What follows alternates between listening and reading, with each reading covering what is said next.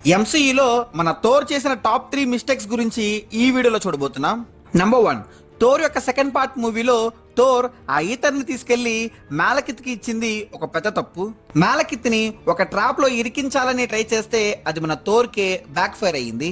ఇది కూడా పర్వాలా, మళ్ళీ దొరికిన ఆ ఈథర్ని తీసుకెళ్లి కలెక్టర్ కి ఇచ్చింది ఇంకా చాలా పెద్ద తప్పు. దీనివల్లే మన థానోస్ కి ఆ రియాలిటీ స్టోన్ చాలా ఈజీగా దొరుకుంటుంది. నంబర్ 2, అవెంజర్స్ ఎండ్ గేమ్ మూవీలో మిగతా అవెంజర్స్ అందరూ మాట్లాడుతున్నప్పుడు మన థానోస్ యొక్క తలని నరికి చంపాడు చూసారా, అది ఒక పెద్ద తప్పు. అవెంజర్స్ కి ఉన్న ఒకే ఒక్క నమ్మకం థానోసే. ఆ నమ్మకంతో మాట్లాడుతున్నప్పుడే థోర్ థానోస్ ని అంతం చేస్తారు.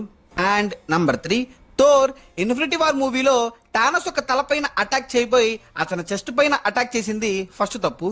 సరే, చెస్ట్ లో అటాక్ చేశారు. థానోస్ వీక్ గా ఉన్నప్పుడు అతని చేతిలో ఉన్న ఆ ఇన్ఫినిటీ గాట్లెట్ ని రిమూవ్ చేసి ఉండాలి. దాన్ని రిమూవ్ చేయకుండా డైలాగ్స్ మాట్లాడుతూ ఉన్నది సెకండ్ తప్పు. థోర్ చూస్తున్నప్పుడే థానోస్ ఈ స్నాప్ వేసి ఈ యూనివర్స్ లో ఉన్న సగం మందిని అంతం చేస్తుంటారు.